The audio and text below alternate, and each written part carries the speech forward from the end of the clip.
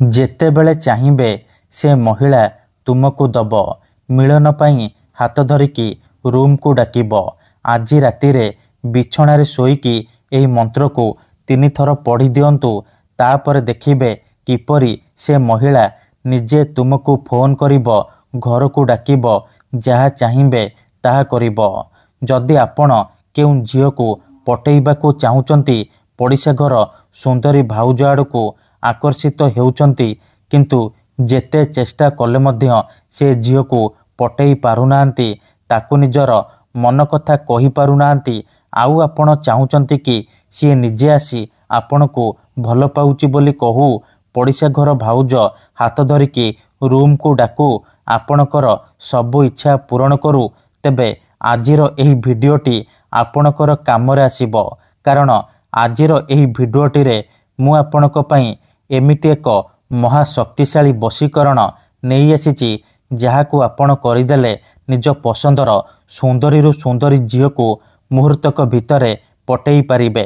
ପଡ଼ିଶା ଘର ସୁନ୍ଦରୀ ଭାଉଜଠାରୁ ନିଜର ମନ ମୁତାବକ କାମ ହାସଲ କରିପାରିବେ। ଏହି ବଶୀକରଣ କରିବା ପାଇଁ ଆପଣଙ୍କୁ କୌଣସି ପ୍ରକାର କଷ୍ଟ କାମ କରିବାକୁ ପଡ଼ିବନି କିମ୍ବା କିଛି ବି ପଇସା ଖର୍ଚ୍ଚ କରିବାକୁ ପଡ଼ିବନି।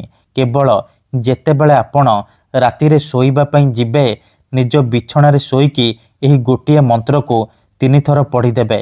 ଗ୍ୟାରେଣ୍ଟି ଦେଉଛି, ଯେମିତି ଆପଣ ମନ୍ତ୍ରକୁ 3 ଥର ପଢ଼ିବେ, ସେ ଝିଅ ହେଉ ବା ମହିଳା ସେହି ସମୟଠାରୁ ଆପଣଙ୍କ ଆଡ଼କୁ ଆକର୍ଷିତ ହେବାକୁ ଲାଗିବ।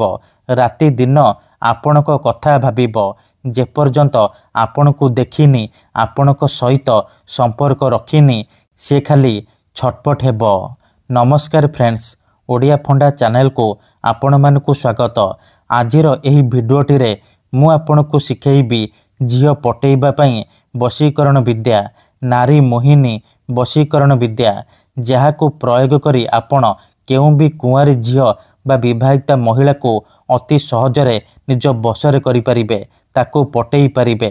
କିନ୍ତୁ ଏହାକୁ ଆପଣ ଭାବିଚିନ୍ତିକି ପ୍ରୟୋଗ କରିବେ, କାହିଁକି ନା ଏହି ବଶୀକରଣର କୌଣସି ପ୍ରକାର କାଟ ନାହିଁ। ଯିଏ ବି ଏହାକୁ କରିଛି 100ରୁ 100% ସଫଳ ହେଇଛି। ତେଣୁ ଯଦି ଆପଣ ସେ ଝିଅକୁ ପଟେଇବାକୁ ଚାହୁଁଛନ୍ତି, ପଡ଼ିଶା ଘର ଭାଉଜଠାରୁ ନିଜର ମନ ମୁତାବକ କାମ ହାସଲ କରିବାକୁ ଚାହୁଁଛନ୍ତି, ତେବେ ମୋ କଥା ମାନି ଆଜି ରାତିରେ ବିଛଣାରେ ଶୋଇକି ଏହି ମନ୍ତ୍ରକୁ 3 ଥର ପଢ଼ି ଦିଅନ୍ତୁ। ଗ୍ୟାରେଣ୍ଟି ଦେଉଛି, ତାପରେ ଦେଖିବେ ଚମତ୍କାର। ଏହି ବଶୀକରଣ ଏତେ ଶକ୍ତିଶାଳୀ କି ଏହାର ପ୍ରୟୋଗରେ ଆପଣ ଶାଶୁ, ନଣନ୍ଦ, ଦିଅର, ଭାଉଜ କାହାକୁ ବି ନିଜ ବଶରେ କରିପାରିବେ। ତାଠାରୁ ନିଜର ମନ ମୁତାବକ କାମ ହାସଲ କରିପାରିବେ। ଏହି ବଶୀକରଣ କରିବା ସବୁଠାରୁ ସହଜ। ଏହାକୁ ଆପଣ କିପରି କରିବେ, କେମିତି କରିବେ, ଏହାର ପ୍ରୟୋଗ ବିଧି କ'ଣ, ମୁଁ ଆପଣଙ୍କୁ ଶିଖେଇବି। ସମ୍ପୂର୍ଣ୍ଣ ପ୍ରୟୋଗ ବିଧି ଠିକ୍ ଭାବରେ ଶିଖେଇବି। ଜାଣିବା ପାଇଁ ମୋର ଆପଣମାନଙ୍କୁ ଅନୁରୋଧ କି ଆପଣ ଭିଡ଼ିଓଟିକୁ ମୂଳରୁ ଶେଷ ପର୍ଯ୍ୟନ୍ତ ପୁରା ଧ୍ୟାନ ସହିତ ଦେଖନ୍ତୁ। ପ୍ରୟୋଗ ବିଧିକୁ ଠିକ୍ ଭାବରେ ବୁଝନ୍ତୁ। ତାପରେ ଆପଣ ଏହି ବଶୀକରଣ କରିବା ପାଇଁ ଯିବେ। କାହିଁକି ନା ଅଧାରୁ ଛାଡ଼ିକି ପଳେଇଲେ କିମ୍ବା କାଟି କାଟି ଦେଖିଲେ ଆପଣ କିଛି ବି ବୁଝିପାରିବେନି।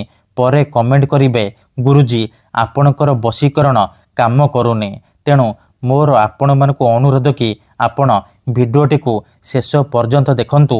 ପ୍ରୟୋଗ ବିଧିକୁ ଠିକ୍ ଭାବରେ ବୁଝନ୍ତୁ। ତାପରେ ଆପଣ ଏହି ବଶୀକରଣ କରିବା ପାଇଁ ଯିବେ। ବଶୀକରଣ କରିବା ପୂର୍ବରୁ ଆଉ ଗୋଟିଏ ଛୋଟିଆ କଥା ମନେ ରଖନ୍ତୁ। ମନ୍ତ୍ର, ତନ୍ତ୍ର, ଯନ୍ତ୍ର, ବଶୀକରଣ ଇଏ ଏମିତି ସେମିତି କାମ କରେନି। ମନରେ ସମ୍ପୂର୍ଣ୍ଣ ବିଶ୍ୱାସ, ନିଷ୍ଠା ଆଉ ଏକାଗ୍ରତାର ସହିତ ଆପଣଙ୍କୁ ଏହି ବଶୀକରଣ କରିବାକୁ ପଡ଼ିବ। ତେବେ ଯାଇ ମୁଁ ଆପଣଙ୍କୁ ଗ୍ୟାରେଣ୍ଟି ଦେଉଛି, ଆପଣ ଯେତେ ସୁନ୍ଦରୀ ଝିଅକୁ ଚାହିଁବେ ନିଜ ବଶରେ କରିପାରିବେ, ନିଜ ପ୍ରେମରେ ଦିବାନୀ କରିପାରିବେ।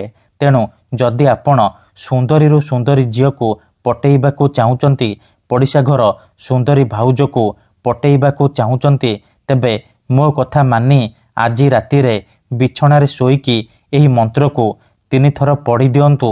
ତାପରେ ଦେଖିବେ କିପରି ସେ ଝିଅ ପଟିଯିବ। ପଡ଼ିଶା ଘର ଭାଉଜ ଫୋନ୍ କରିକି ଘରକୁ ଡାକିବ, ଯାହା ଚାହିଁବେ ତାହା କରିବ। ଏହି ବଶୀକରଣ ବିଧି ଆପଣ କେଉଁ ବି ବାରରେ କରିପାରିବେ, କିନ୍ତୁ ଯେବେ ବି ଆରମ୍ଭ କରିବେ ସେହି ଦିନଠାରୁ ଲଗାତାର 3 ଦିନ ପର୍ଯ୍ୟନ୍ତ ରାତିରେ ଶୋଇବା ପୂର୍ବରୁ ବିଛଣାରେ ଶୋଇକି ଏହି ମନ୍ତ୍ରକୁ 3 ଥର ଲେଖାଏଁ ପଢ଼ିଦେବେ। ମନେକର ଶୁକ୍ରବାର ଦିନ ଏହି ବଶୀକରଣ ଆରମ୍ଭ କଲେ ଶୁକ୍ରବାର, ଶନିବାର ଆଉ ରବିବାର 3 ଦିନ ପର୍ଯ୍ୟନ୍ତ ରାତିରେ ଶୋଇବା ପୂର୍ବରୁ ବିଛଣାରେ ଶୋଇକି ଏହି ମନ୍ତ୍ରକୁ 3 ଥର ଲେଖାଏଁ ପଢ଼ିଦେବେ। ବିଧିଟି କରିବା ପୂର୍ବରୁ ଭଲ ଭାବରେ ହାତ ଗୋଡ଼ ଧୋଇକି ସଫା ବସ୍ତ୍ର ପିନ୍ଧିକି ଆପଣ ନିଜ ବିଛଣା ଉପରେ ଶୋଇପଡ଼ିବେ। ତାପରେ ନିଜର ଡାହାଣ ହାତକୁ ଛାତି ଉପରେ ରଖିବେ ଆଉ ଆଖି ବନ୍ଦ କରିକି ସେଇ ଝିଅ ବା ନାରୀକୁ ମନେ ମନେ ଭାବିବେ। ତାର ମୁହଁକୁ ନିଜ ମନରେ ଭାବିବେ। ତାପରେ ଏହି ମନ୍ତ୍ରକୁ 3 ଥର ପଢ଼ିବେ। ଓମ୍ ନମଃ କାମାକ୍ଷା ଦେବୀ ଆମୁକଂ ମେ ବଶ୍ୟମ କୁରୁ କୁରୁ ଫଟ୍ ସ୍ୱାହା। ଏହି ମନ୍ତ୍ରକୁ ଆପଣ 3 ଥର ପଢ଼ିବେ। ଆମୁକଂ ଜାଗାରେ ଆପଣ ସେଇ ଝିଅ ବା ମହିଳାର ନାମ କହିବେ ଯାହାକୁ ଆପଣ ନିଜ ବଶରେ କରିବାକୁ ଚାହୁଁଛନ୍ତି। 3 ଥର ମନ୍ତ୍ର ପଢ଼ି ସାରିବା ପରେ ଛାତି ଉପରୁ ହାତକୁ କାଢ଼ିବେ ଆଉ ଛାତିରେ ଗୋଟିଏ ଥର ଫୁଙ୍କିଦେବେ। ଏତିକି କରିସାରିବା ପରେ ଶୋଇପଡ଼ିବେ। ମନେ ରଖନ୍ତୁ, ପ୍ରଥମ ଦିନରୁ ହିଁ ପ୍ରଭାବ ପଡ଼ିବା ଆରମ୍ଭ ହୋଇଯିବ। ସେ ଝିଅ ହେଉ ବା ମହିଳା ଆପଣଙ୍କ ଆଡ଼କୁ ଆକର୍ଷିତ ହେବାକୁ ଲାଗିବ। କିନ୍ତୁ ମନେ ରଖନ୍ତୁ, ଏହି ବିଧିକୁ ଆପଣ ଅଧାରୁ ଛାଡ଼ିବେନି।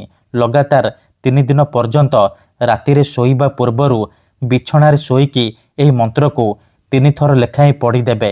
ଗ୍ୟାରେଣ୍ଟି ଦେଉଛି, ଯେଉଁ ଝିଅ ପଟୁନଥିଲା ସେ ଝିଅ ଆପେ ଆପେ ପଟିଯିବ। ପଡ଼ିଶା ଘର ସୁନ୍ଦରୀ ଭାଉଜ ନିଜେ ଫୋନ୍ କରିକି ଘରକୁ ଡାକିବ। ଯାହା ଚାହିଁବେ ତାହା କରିବ। ଧନ୍ୟବାଦ।